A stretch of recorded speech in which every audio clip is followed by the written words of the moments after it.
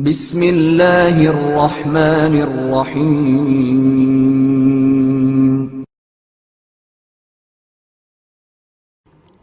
مابا سے سلمان محمدی تک۔ حضرت سلمان فارسی کا تعلق فارس ایران سے تھا۔ آپ ایران کے مشہور شہر اصفہان کے ایک گاؤں روزبے میں پیدا ہوئے۔ اسلام لانے سے قبل آپ کا نام مابا تھا، اور اسلام لانے کے بعد حضرت صلی اللہ علیہ وآلہ وسلم نے آپ کا نام سلمان رکھا۔ آپ کے والد کا نام بوزخشان تھا۔ آپ اسلام قبول کرنے سے پہلے زرتشت مذہب کے پیروکار تھے، لیکن حق کی تلاش میں فارس سے نکلے، اپنا آبائی مذہب مجوسیت چھوڑ کر مسیحیت اختیار کی، اور بالآخر نبی اکرم صلی اللہ علیہ وآلہ وسلم کی بارگاہ میں پہنچ کر اسلام قبول کر لیا۔ مسیحیت اختیار کرنے کے بعد حق کی تلاش میں جناب سلمان فارسی قریہ قریہ ملکوں بھٹکتے رہے۔ شام سے موصل، وہاں سے نصیبین، اور پھر عموریہ پہنچے۔ عموریہ پہنچ کر آپ وہاں کے بڑے پادری کی خدمت میں رہنے لگے۔ اس پادری کا جب وقت اجل آیا تو اس نے حضرت سلمان کو بلایا اور کہا کہ میرے بیٹے، اب میں اس دنیا سے رخصت ہوتا ہوں۔ اب نبی آخر الزماں کے ظہور کا وقت قریب آ پہنچا ہے، جو صحرائے عرب سے اٹھ کر دین حنیف کو زندہ کرے گا اور اس زمین کی طرف ہجرت کرے گا جہاں کھجوروں کی کثرت ہوگی۔ اس کے دونوں شانوں کے درمیان مہر نبوت ہوگی۔ وہ ہدیہ قبول کر لے گا، لیکن صدقے کو اپنے لیے حرام سمجھے گا۔ تم جب اس نبی کا زمانہ پاؤ تو اس کی خدمت میں ضرور حاضر ہونا۔ اس مرد درویش کے انتقال کے بعد حضرت سلمان اسی جستجو میں رہنے لگے کہ کوئی قافلہ حجاز کی طرف جا رہا ہو تو اس میں شامل ہو جائیں۔ آپ کی جستجو رنگ لائی، اور قبیلہ بنو کلب کا ایک قافلہ عموریہ سے گزرا۔ آپ اس قافلے میں شامل ہو گئے، لیکن راستے میں قافلے والوں کی نیت خراب ہو گئی، اور جب یہ قافلہ وادی القریٰ پہنچا تو انہوں نے حضرت سلمان کو یہودیوں کے ہاتھوں فروخت کر دیا۔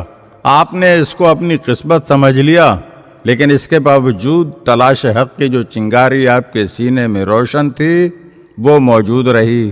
ایک دن اس یہودی کا ایک رشتہ دار جو یثرب کا رہنے والا تھا اس سے ملنے آیا۔ اس کو ایک غلام کی ضرورت تھی۔ اس نے حضرت سلمان کے مالک سے انہیں خرید لیا اور یثرب لے آیا۔ یہاں جب آپ نے کھجور کے درختوں کے جھنڈ دیکھے تو آپ سمجھ گئے کہ اب تلاش ختم ہونے والی ہے۔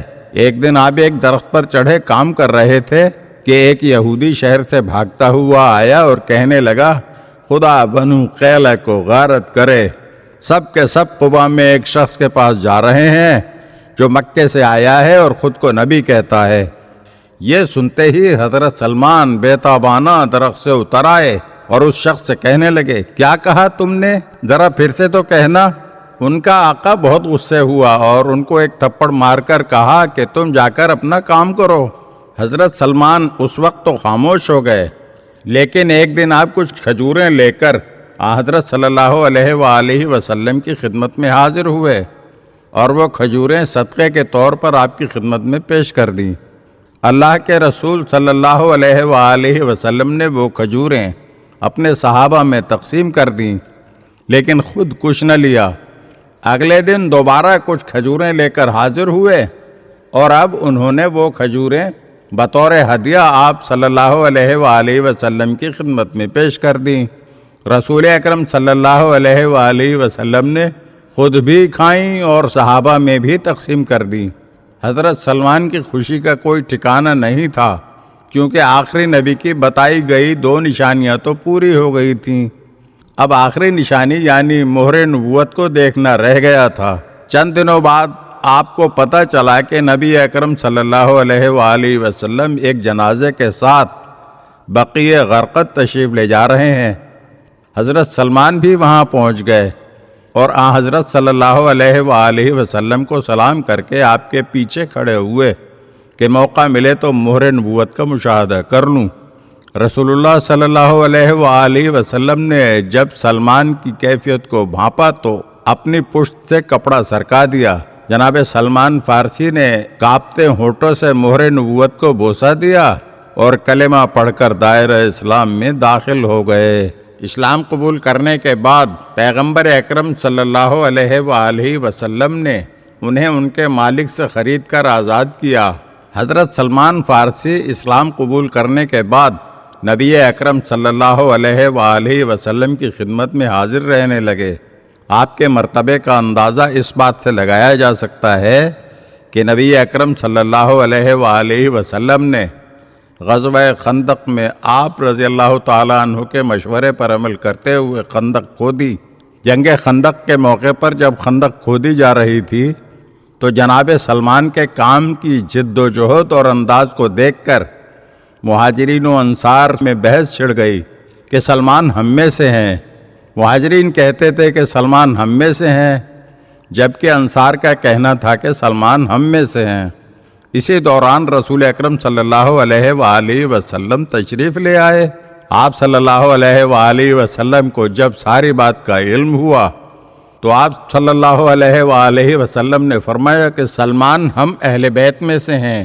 حضرت صلی اللہ علیہ وآلہ وسلم نے اپنے سچے عاشق کی مدح سرائی کرتے ہوئے کسی اور موقع پر فرمایا کہ جنت 3 آدمیوں کا اشتیاق رکھتی ہے، علی، عمار اور سلمان کا۔ ایک موقع پر آپ صلی اللہ علیہ وآلہ وسلم نے یہ بھی ارشاد فرمایا کہ سلمان علم سے لبریز ہے۔ جناب سلمان فارسی رضی اللہ تعالیٰ عنہ حضرت عمر کے دور میں مدائن کے گورنر مقرر کیے گئے۔ جناب سلمان نے اس منصب کو قبول کرنے سے پہلے امیر المومنین سے اجازت لی، پھر قبول کیا، اور حضرت علی علیہ السلام نے بھی اپنے دور حکومت میں انہیں مدائن کا گورنر برقرار رکھا۔ آپ رضی اللہ تعالیٰ عنہ بہت قناعت پسند درویش صفت انسان تھے، دنیا داری سے دور بھاگتے تھے۔ آپ کے تقوی اور پرہیزگاری کا یہ عالم تھا کہ جب آپ کا آخری وقت آیا تو آپ کا کل اثاثہ ایک پرانا کمبل، ایک بڑا پیالہ، ایک لوٹا اور تسلا تھا۔ ایک روایت کے مطابق 8 صفر المظفر 36 ہجری میں مدائن میں ہی آپ کا انتقال ہوا۔ امیر المومنین علیہ السلام نے مدینہ منورہ سے مدائن تشریف لے جا کر غسل و کفن دیا اور نماز جنازہ پڑھائی۔ ہزاروں ملائکہ نے بھی ان کی نماز جنازہ میں شرکت کی۔ اگر آپ ہمارے چینل کی نئی ویڈیوز دیکھنا چاہتے ہیں تو ہمارے چینل کو سبسکرائب کریں اور گھنٹی کے بٹن کو دبائیے تاکہ ہر آنے والی ویڈیو آپ کو جلد موصول ہو سکے۔ اور ہاں، لائک اور شیئر ضرور کیجیے اور اپنے قیمتی کمنٹ سے ہمیں آگاہ کیجیے۔ شکریہ۔